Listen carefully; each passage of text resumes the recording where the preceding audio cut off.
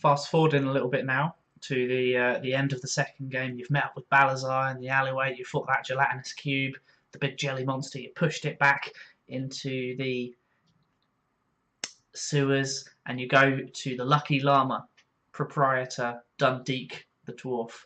Love him. Um, During the closing portions of game number 2, you are upstairs in the Lucky Llama and you hear Dundeek shout, and you rush downstairs, and it's evident that someone has stolen his most prized possession, the golden llama statue that gives the bar its name.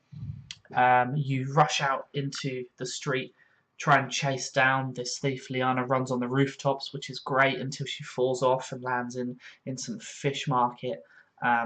Balazar and Nosera are charging through the crowd, and just as Balazar catches up, he grabs the thief, holds him up, intimidates the thief to give back the llama, and lets go. And at this moment, smash nearby on the bridge of green glass, it lands a bundle of robes. And you look above, and you can see on one of the bridges above you people leaning over the side, gesticulating, shouting. You can't really hear what at the moment. There's panic around you in the citizens, and as you walk over to see what has happened, you lift up the fabric, and all you see poking out is a hand, and the hand has the same grey shifting shapes that the two thugs on the train had. That's where we ended the session. We came back next week to some proper drama, and it turns out that under there, as the game began, its shape began to balloon and grow in size until you were fighting this, the flesh golem from session number 3. Do we remember that? That was fun. Nosra learned to love the fog spell. We had some grappling hook action. That was great. But during the course of the fight, Rowan Mara can hear a few screams of pain every time that the golem took damage, and cursing and swearing and asking for help, calling out for help to someone or something, you're not sure what. And eventually you whittle it down, you slay the beast. This flesh golem falls apart in front of you into just a pile of its constituent parts where it was built out of other dead creatures and humanoids. And one of you, I don't remember who, goes to investigate it, see if there's anything worth looting in there. You move, I believe, a rib out of the way, and inside there you can just see an eye, a female face, mainly the eye, and looks up at you, panic-stricken for a moment, before you're forced backwards and you're sent flying off your feet a good 10 to 15 feet. The flesh of the flesh golem goes flying into the air before a female elf runs away from the scene of the crime towards the edge of the bridge and jumps off. She turns around, gives you the finger, 2 fingers, as she falls backwards, and Rowan Mara can hear in her head, I think it was like, "I'll get you next time, bitch." That was fun. And what happens now? Towards the end of the fight, 2 members of the King's Citadel came and joined in. They were apparently on the bridge above and were chasing this female elf before she jumped off of that bridge to land down to you, before she jumped off another bridge, and she fell down and down out of sight into the smoke and the dust and the fire of the cogs far down below. You will remember that the cogs is the term just for the whole very bottom layer of Shan, where it's just nothing but industry and factories and fires burning 24/7 to power the great factories of Shan that are responsible for a lot of its wealth. And this woman has jumped down into there out of sight. One of the king's citadel leaves, and the one remaining introduces himself as Rosar Thunderbrand.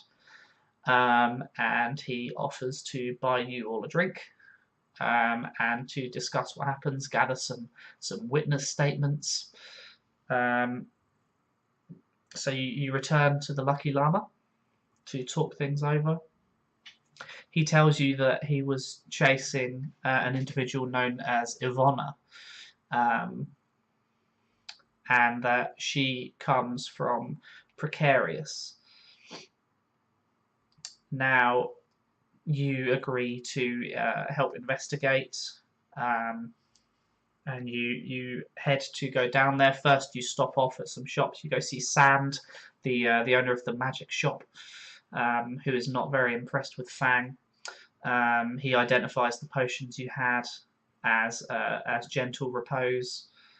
You go to the Thankful Knight, the blacksmith, who agrees to craft a fabulous helmet for Nocera, featuring the head of, I think it's the Manticore, is the Madani herald animal. And Liana is asking for some like hidden knife things, which he doesn't have, but he does have a magical belt that when you put a blade into it, it disappears, and only the wielder can retrieve it, and it is invisible to all normal sight. Only magic can find it at that point. And he says he'll give you that if you go down to Precarious and talk to Devlin, his steel supplier. Now it turns out that this Ivona woman also is in the area of Precarious, so you've got a two birds one stone situation. So you travel down there, unsure how to get there. You get a sky coach, driven by fan favourite Jorg, who is more than happy to introduce himself. He's glad just to have so many new friends. And he gives you a bit of a flyby tour over the top of the lower level of Shan. He points out certain areas. One interesting one is Fallen, which you have just visited, or are currently visiting in the session you have just had, where during the Great War that rocked the continent for almost 100 years and has just recently ended. During the war, some terrorist faction or enemy state attacked Shan and caused one of the upper level towers to break off of its surrounding towers that it's interlinked to, and whatever magic was assisting it in staying up there also broke, and it fell, and it landed on one of the lower districts, ruined it. It's a ghost town down there now. Magic is going wild. You know, the magic that once kept the tower aloft is beginning to backfire, so gravity is either far worse or far less in places. You know, all sorts of things are happening down there. But Jorg takes you to Precarious, where through some investigations you find Devlin's warehouse, who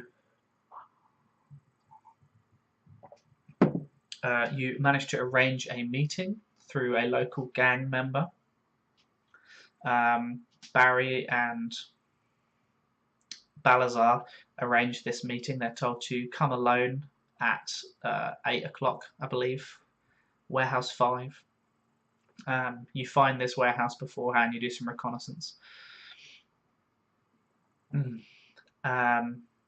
You go to the warehouse, talk to Devlin.